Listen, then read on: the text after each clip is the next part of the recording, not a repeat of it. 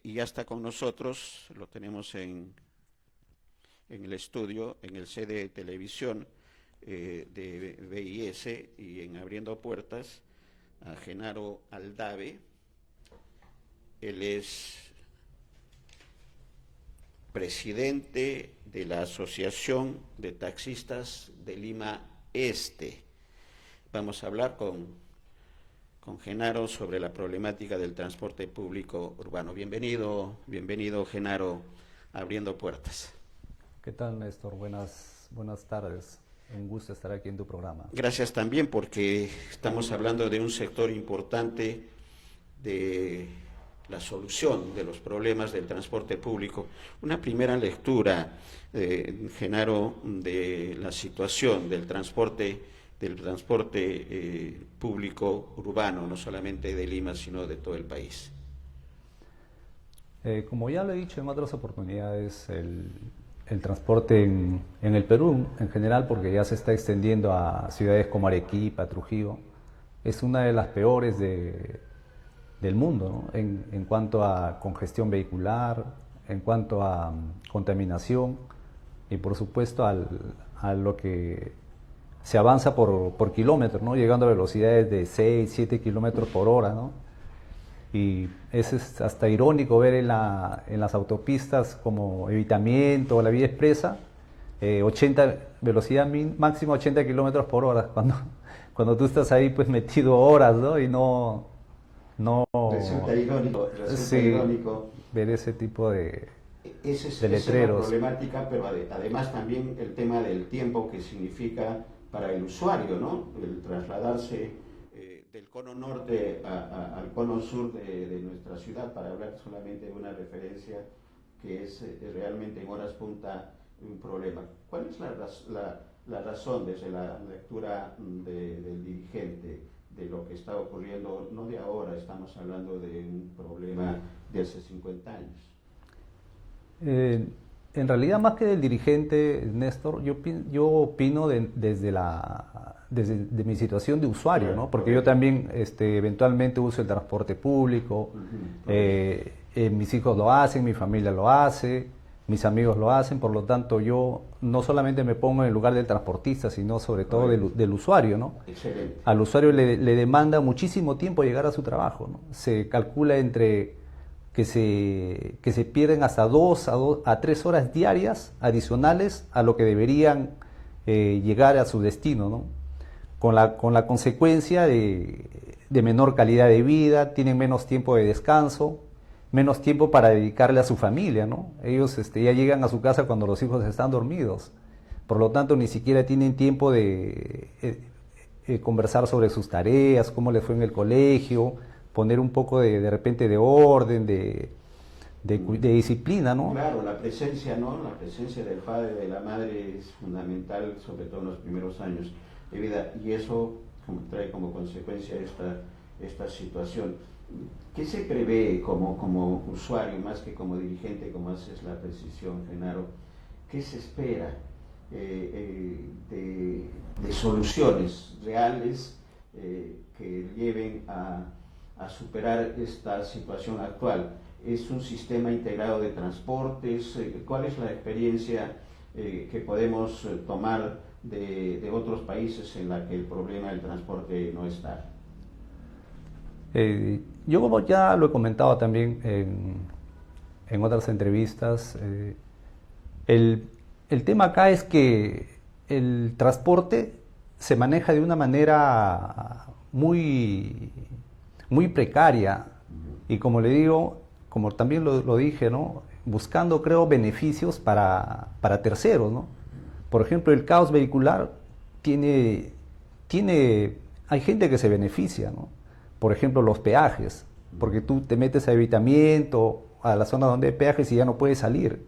Entonces los peajes están recaudando un montón de dinero. También la municipalidad, a través del SAT, recauda un montón de dinero con papeletas, ¿no? Las grandes corporaciones petroleras, ¿no? De grifos, Sí. porque el carro, al estar detenido, consume más combustible. Y obviamente también el sistema médico, ¿no? Los laboratorios, ¿por qué? Porque La contaminación genera malestar, genera salud tanto física como emocional.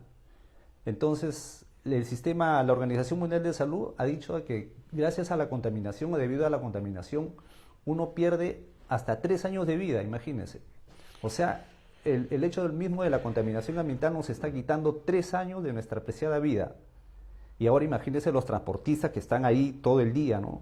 O la gente que trabaja en Abancay, por ejemplo, en la avenida Abancay, en los peajes, en la zona donde se congestiona. Entonces, ellos son los que sufren las mayores consecuencias. Y esto yo creo que tiene una solución, o al menos una de las soluciones, como se dice, a problemas graves, decisiones radicales, ¿no? Por ejemplo, el tema de ahorita, los corredores, el metro, la línea 2 del metro, todo lo que está implementando el ATU, son temas generalmente a largo plazo. Pero ahorita lo que deberían hacer es el tema de el pico y placa, porque hay demasiado carro. Hay demasiado carro ya, las vías están saturadas. En Colombia tiene hace más de 20 años su sistema de pico y placa y lo manejan de una forma tal que varían de acuerdo al caos vehicular, ¿no? A veces solamente por horas, no por días, a veces también por días, ¿no? Un día los pares, otro día los impares. Eso aliviaría, porque tú un paciente lo llevas grave al hospital, ¿qué es lo primero que hace? Es bajarle la fiebre, ¿no? O ponerle suero. Lo primero es salvarle la vida, salir de la emergencia, ya después ya buscas si lo vas a operar, le vas a dar un tratamiento, qué sé yo. Y yo creo que lo que el caos vehicular acá en Lima necesita es una solución, pero así, como se dice, a la vena. Y eso es una decisión política, ¿no? Exacto. Del Ministerio de Transporte, del gobierno nacional y de los gobiernos regionales principalmente. Pico y placa es una solución, pero también ir trabajando a un sistema integrado de transportes. ¿Cuál es el comentario, Genaro? Claro, el sistema integrado de transportes es una buena medida, ¿no? Ya eso se hizo en Colombia hace muchos años con el Transmilenio, ¿no? Y Andrade quiso hacer el Translima, ¿no? Que luego se convirtió en el Metropolitano con Castañeda. Pero lamentablemente, debido a la corrupción de nuestro país, esos sistemas quedan de alguna manera fallidos. Sí. Por ejemplo, entre el tren, el metro y el metropolitano solamente cubren el 7-8% de la demanda. Y el resto lo cubren los micros, las combis, los taxis, los colectivos, que a pesar que son una solución a la movilidad, los satanizan, les quitan sus carros, ¿no? Y todo lo demás. En cambio, las grandes corporaciones, como el metropolitano, como los corredores, tienen muchos beneficios del Estado. Por ejemplo, el metropolitano debe más de 1.200 millones, imagínense, a COFIDE. O sea, esos buses que sacó el metropolitano con el aval de COFIDE, hasta ahora no los ha pagado. Y los corredores viales, el anteaño pasado, pidieron una compensación de cerca de 500 millones de soles por el tema de la pandemia, porque su recaudación fue menor, ¿no? Debido al distanciamiento social, solamente podían llevar un pasajero por fila, y obviamente todos fuimos afectados, ¿no? El sector taxista, del cual yo soy parte, colectiveros, combis, todos. Pero sin embargo, los compensados siempre son las grandes corporaciones. Ellos son los beneficiados, pero sin embargo el microempresario, el pequeño empresario, que tiene su combi, que tiene su micro, o que tiene su colectivo, para ellos el Estado es como su padrastro, ¿no? Pero a las grandes corporaciones sí, todos los beneficios y compensaciones. Exacto. Entonces estamos hablando también de un tema de mejor atención a las necesidades económicas del sector, y no solamente al metropolitano, con esta deuda increíble. O sea, le prestaron dinero COFIDE a las empresas, amigos televidentes, y no ha sido devuelto, que es plata de todos los peruanos. COFIDE es una empresa de todos los peruanos. ¿Cuántos millones, para recordar a nuestros televidentes? Más de 1.000 millones, cerca de 1.200 millones de soles es lo que se ha informado, ¿no? Que es lo que debe actualmente el metropolitano a COFIDE. Y esos ómnibus ya están casi obsoletos, ¿no? Sí. Tienen ya más de 15 años. Correcto. Se ven las deficiencias que tienen los carros, ¿no? Mientras Santiago, por ejemplo, tiene casi el 55% de su flota, ya para este mes de marzo está proyectado a Renovación. tener casi 4.000 buses eléctricos. Imagínense, con aire acondicionado, un sistema súper moderno. Y acá todavía estamos con esos buses petroleros que contaminan y encima que brindan un servicio, como ya sabemos, de pésima calidad, ¿no? Correcto. Y esta problemática habría que trasladarla, creo, Genaro, a los candidatos actuales de las elecciones que vamos a tener, porque este gobierno no va a solucionar en nada el tema del transporte, como no lo va a solucionar en otros temas también sociales. ¿Qué decirle a los candidatos? ¿Cuál debe ser la ruta? Ya la estamos diciendo, la estamos conociendo, pero ¿qué más? ¿Qué faltaría adicionalmente a lo conversado, Genaro, para esto, atención de los candidatos presidenciales? Bueno, que realmente se pongan en el lugar del usuario y del transportista, del pequeño transportista. Que se pongan en los zapatos del Claro, transportista. que trabajen de la mano con el pequeño, con el microempresario de transporte, porque ellos son los que dan la solución al problema. Los colectiveros, por ejemplo, ¿no? Los satanizan, el ATU les quita su carro, hacen operativos con grúa, pero los colectiveros existen hace muchos años, ¿no? Como usted sabe.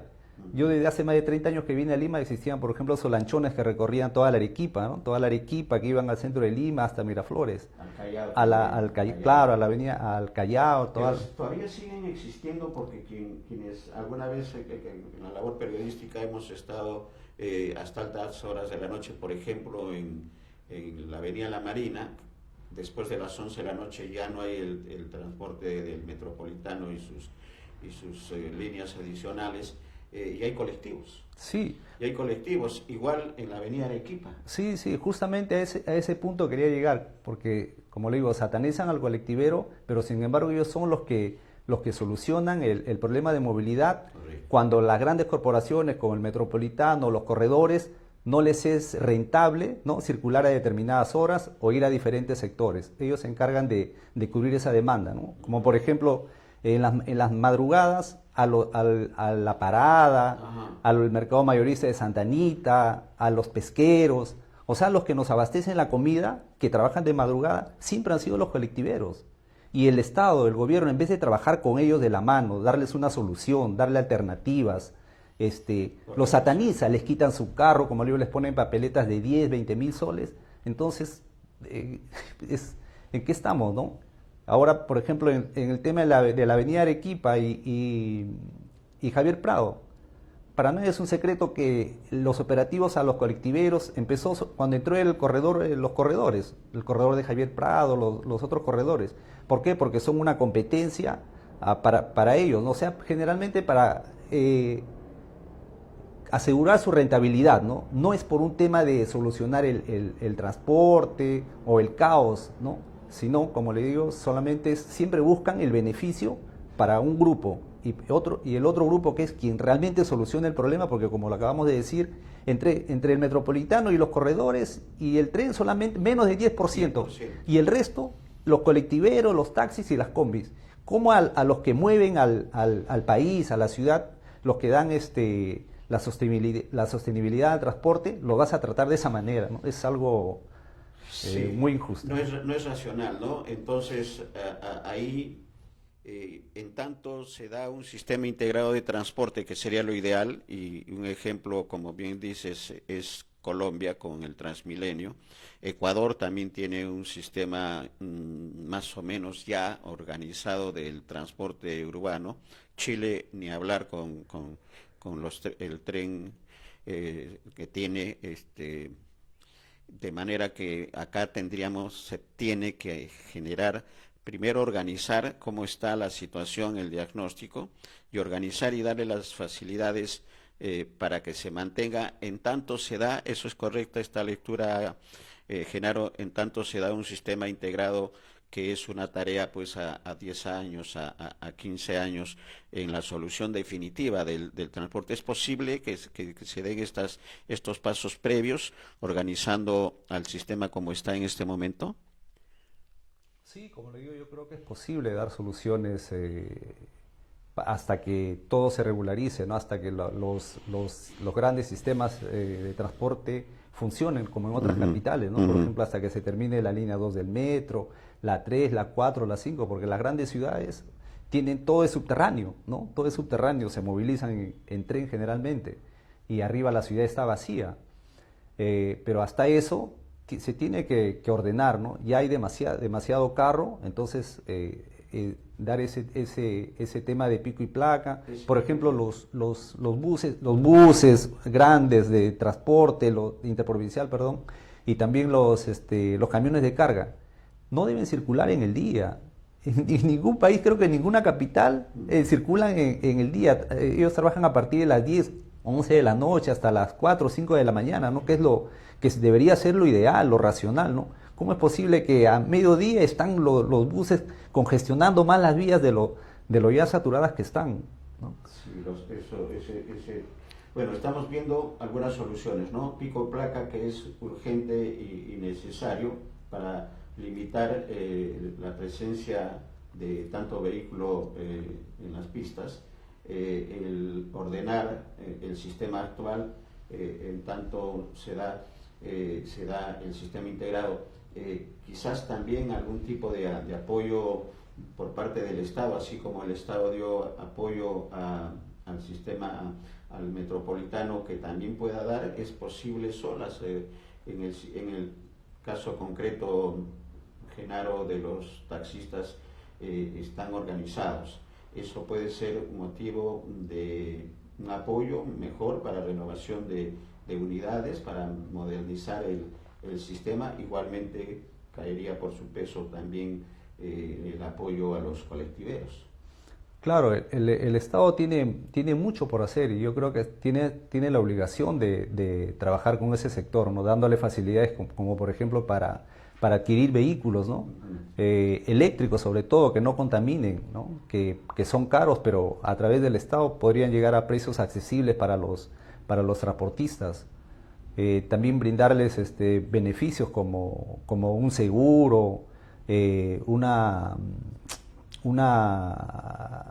pensión, ¿no? Porque el taxista cumple su servicio a los 50, 60 años, que es que se enferma generalmente, y no tiene ningún ingreso, no tiene ninguna pensión, porque toda la vida fue informal y el Estado lo ha tenido abandonado. Y ellos mismos pueden pagar su seguro, pagar su AFP, ¿no? Contribuir para una pensión. Una vez hace tiempo yo conversé ese tema con Gustavo Guerra García, ¿no? Cuando él estuvo trabajando con Susana Villarán, pero bueno, él más estuvo con el tema de los corredores, en el tema de Protransporte, y ese tema quedó prácticamente en nada, ¿no?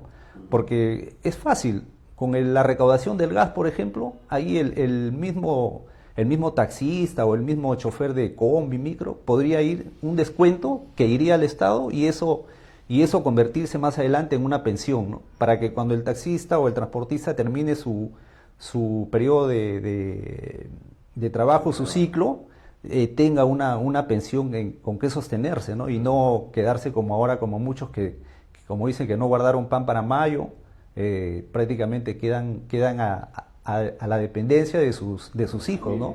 De la familia. El sistema de salud también tendría que intervenir Exacto. en estas soluciones inmediatas.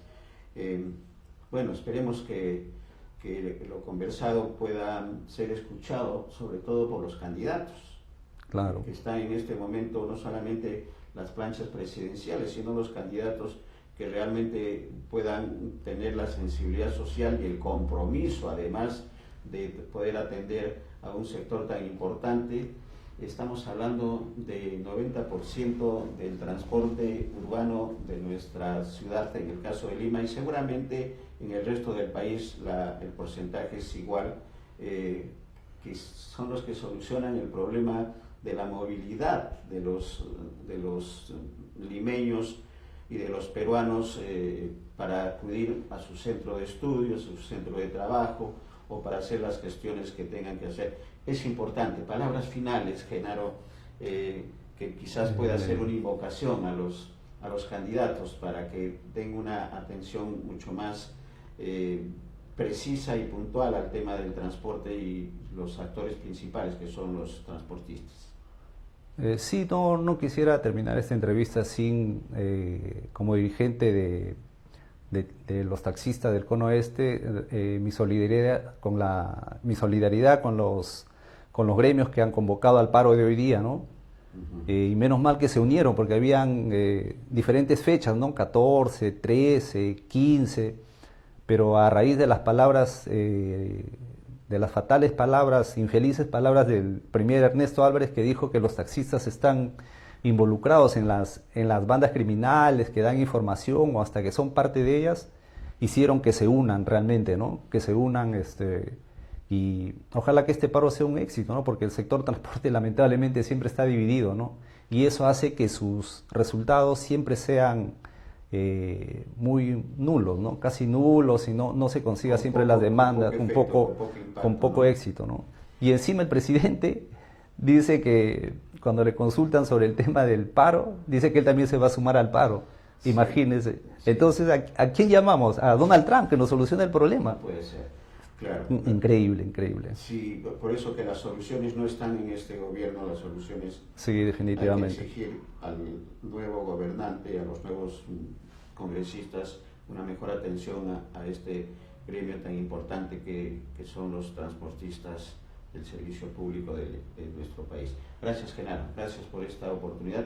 Vamos a seguir conversando porque seguramente van a salir algunas propuestas, esperemos que sí, en esta campaña electoral que nos va a permitir en abril elegir y elegir bien.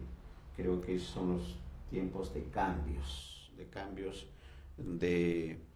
no solamente de personas, sino del sistema. El sistema ya colapsó y creo que se necesitan ideas nuevas. La clase política actual ya cumplió su ciclo y creo que hay personas, hay peruanos de bien que todavía podemos tener esa cuota moral y ética, porque el escenario actual de corrupción se refleja en la inseguridad, y esa inseguridad golpea más a los transportistas y a los usuarios de los transportistas, que también son víctimas de esta situación. Gracias, Genaro.